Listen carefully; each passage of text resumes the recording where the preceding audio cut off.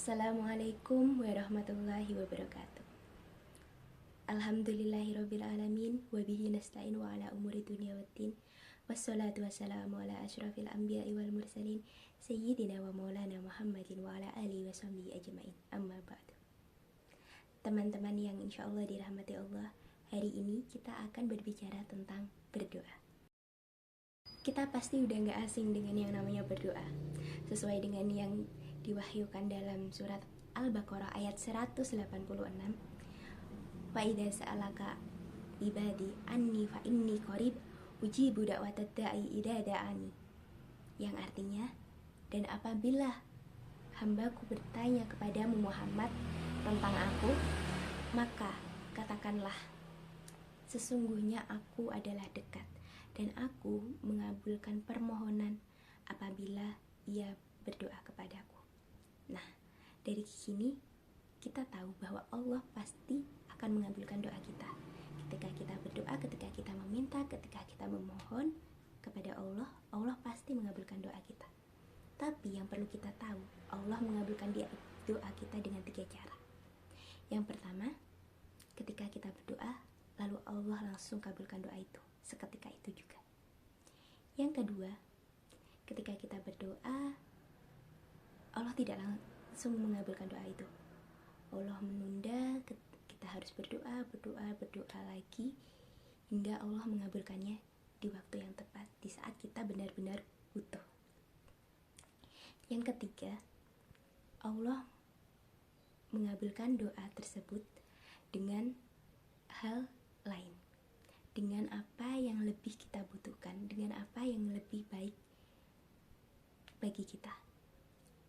Kita pasti tahu kan, kalau Allah adalah sebaik-baiknya penulis skenario dalam hidup ini. Nah, tapi sayangnya kita tuh sering lalai, kita tuh sering lupa ketika doa kita nggak dikabulkan, kita langsung menghakimi Allah seolah-olah kita hamba yang paling tersakiti, seolah-olah Allah itu nggak sayang sama kita. Padahal nih ya, di Al-Quran juga tertulis bahwa dengan indahnya bahwa ketika Nabi Zakaria berdoa, beliau seorang nabi, tapi Allah tidak serta-merta ketika beliau berdoa Allah kabulkan. Nabi Zakaria berdoa terus menerus hingga 60 tahun. Beliau berdoa untuk mendapatkan keturunan hingga 60 tahun Allah baru kabulkan. Itu sekelas nabi. Lalu bagaimana dengan kita yang cuma hamba yang berdoanya memaksa, hamba yang berdoanya nggak balance dengan ibadah kita. Padahal nih ya, di surat Al-A'raf ayat 55 Allah sudah menjelaskan bagaimana sih cara kita berdoa dengan baik itu. Allah tidak suka. Di ayat tersebut Allah menjelaskan bahwa Allah tidak suka dengan hamba-hambanya yang melampaui batas. Allah lebih suka dengan hambanya yang ketika berdoa dia merendahkan diri, dia melembutkan suara. Nah, di sini salahnya.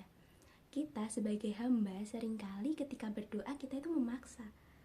Kita seolah-olah adalah pihak yang paling tahu apa yang terbaik untuk kita, apa yang terbaik untuk diri kita ke depannya. Padahal balik lagi, Allah adalah sebaik-baiknya penulis skenario.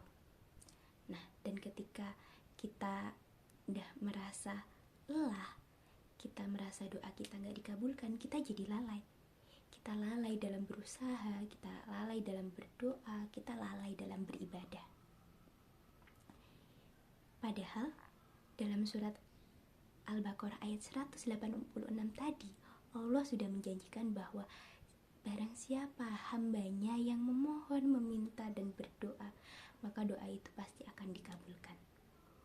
Cuma kita aja yang kadang gak sabar. Nah, di sini Ustadz Yazid pernah berkata bahwa ikhtiar dan doa itu satu paket. Barang siapa yang hanya berdoa tanpa berusaha, dia itu bohong. Barang siapa berusaha tanpa berdoa, dia itu sombong.